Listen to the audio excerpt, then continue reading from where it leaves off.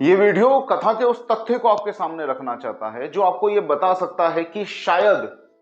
दुर्घटनाएं दुर्भाग्य से होती हों, लेकिन उन दुर्घटनाओं से भी सौभाग्य का जन्म हो सकता है। वो जो आपके साथ शारीरिक, मानसिक, आर्थिक, सामाजिक जो दुर्घटनाएं हुई हैं, अगर उस बीच आपके मन के अंदर उस दुर्घटना के ही कारण सही लेकिन चिंतन का उदय होने लगे, अपने स्वयं के एनालिसिस का उदय होने लगे, तो वो आपके आगे के सौभाग्य का निर्धारण कर सकती है। ये वीडियो कथा के उस मर्म को भी समझाना चाहता है कि किस तरह से जीवन में संगति आपके विनाश का कारण बन सकती है अगर आपने अपना हितैषी, जो आपके कुल, राष्ट्र और आपके विरुद्ध मन के अंदर मंत्रणा रखता हो,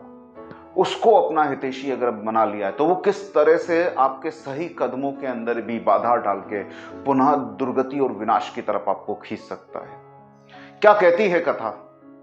दुर्योधन, कर्ण और धृतराष्ट्र,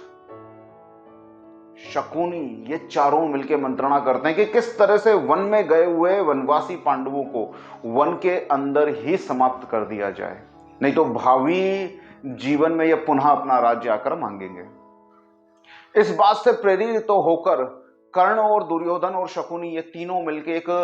प्लान बनाते हैं, एक साजिश रचते हैं कि अपनी दासियों और सेनाओं को साथ लेकर वो वहां पर जाएंगे जहां पर पांडव निवास करते हैं, वन के उस हिस्से में जाएंगे जहां पर पांडव रह रहे हैं,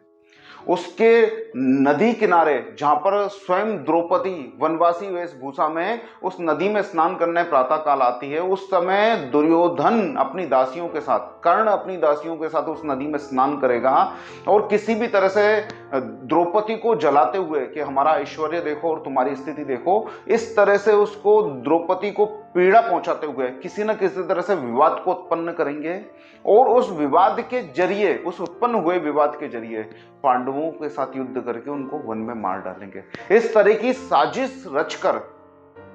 कर्ण और दुर्योधन अपनी सेना और दासियों के साथ जंगल में पहुंच जाते हैं। वहां पर जंगल में, जहां पर जिस नदी में द्रौपदी स्नान करने आती है, उससे पूर्व वहां पर गंधर्व की जो पत्नियां होती हैं वह भी उस नदी में स्नान करने पहुंचती हैं और दुर्भाग्य से कहो या पांडवों के सौभाग्य से कहो कि दुर्योधन का विवाद वहां पर पांडवों की जगह गंधर्वों से हो जाता है और गंधर्व दुर्योधन की संपूर्ण सेना का विनाश कर देते हैं, दुर्योधन को बंदी बना लेते हैं। यह सब देख कर्ण वहां से पलायन कर जाता है, भाग जाता है। इस स्थिति की सूचना जब युधिष्ठिर के पास पहुंचती है, युधिष्ठिर अपने भाई अर्जुन को बोलते हैं कि जाओ और अपने भ्राता दुर्योधन को बचाओ। बहुत सारी बातें इस बीच में महाभारत में बताई गई हैं, लेकिन फाइनली अपने बड़े भाई की आज्ञा मानकर अर्जुन गंधर्वों के साथ अकेला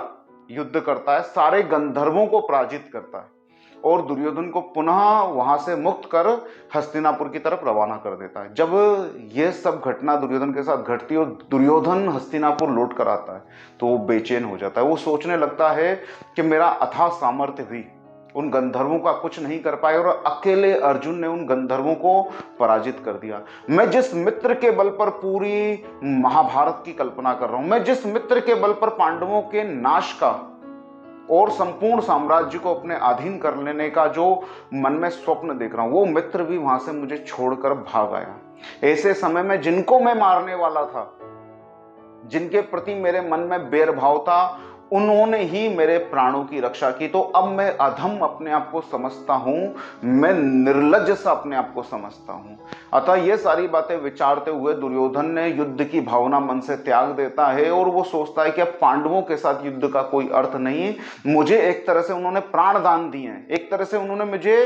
प्राणों की भिक्षा दी है, तो अब मैं उनके प्राणों के विनाश का विचार नहीं ला सकता। ये सब सोचते हुए दुर्योधन आत्मचिंतन में मुग्ध हो राजमहल के कोने में जाके बैठ जाता है। यहां पर देखिए दुर्योधन के अंदर सत्य विकास हो रहा है। दुर्योधन के अंदर वापस एक प्रेम का अंकुर जैसे फूटने ही वाला है। दुर्योधन जैसे अब भावी युद्ध और भावी विनाश की संकल्पना का त्याग कर ऐसा लगता है कि पांडवों के आने के बाद उनको उनका राज्य वापस सौंप देगा। ऐसी स्थिति में वो जो दुर्घटना, वो जो दुर्भाग्य था दुर्योधन का, वो अब थोड़े ही समय में सौभाग्य बनने वाला था। लेकिन दुर्योधन को इस स्थिति में देख शकुनी और कर्ण पुनः उसके पास पहुंचते हैं और उसके मनोबल को पुनः बढ़ाते हैं, उसके अंदर पाप का बीज पुनः बोते हैं और पुनः उसको प्रेरित करते हैं कि तुम्हें इतनी सी घटना को लेकर अपने विचार और मन संकल्प को नहीं त्याग देना चाहिए, तुम्हें पांडवों का विनाश करना ही है और इस पूरी धराधाम के राज्य का सुख तुम्हें ही भोगना है, तुम ही इसके अधिकारी हो। तो यहां पर समझने की बात यह है कि शकुनी जो उसका हितैषी दिखता है, हितैषी लगता है, जो दुर्योधन के साथ हितैषी की तरह है, क्या वो वास्तव में उसका हितैषी होता है? तो यहां पर यह कथा आपको यह बताने की कोशिश करती है कि वो जो शकुनी रूपी आपके हितैषी हैं, वो जो सबसे ज्यादा मीठा बोलते हैं और सदैव आपको धर्म विरुद्ध, आपकी नीति के विरुद्ध आपको लगाते हैं, वो आपको अपने सबसे ज्यादा हितैषी दिखाई देते हैं, क्योंकि वो हितैषी बन के रहना उनकी मजबूरी है। नहीं तो उनके जो टारगेट है, उनके जो मनोसंकल्प है, पूरे नहीं होंगे।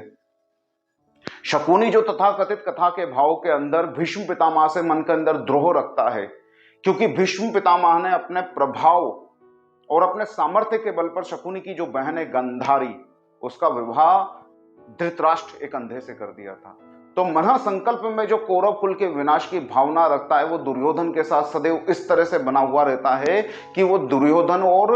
कौरवों का सबसे बड़ा हितैषी है। तो अपने आसपास छुपे हुए ऐसे हितैषियों को जरूर पहचान के रखिए, अपनी संगति को फिर से टटोलिए, कहीं ये आपके विनाश के लिए आपको मजबूर तो नहीं कर रहे हैं। ये ध्यान रखिए, आपकी संगति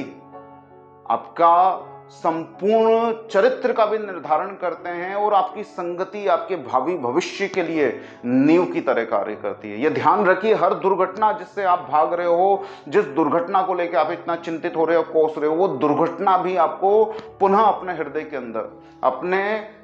चल रहे जिस रास्ते पे आप चल रहे हो, उस रास्ते के ऊपर पुनः चिंतन करने का सामर्थ्य दे सकती है। हर चीज सुखमय और पॉजिटिव हो सकती है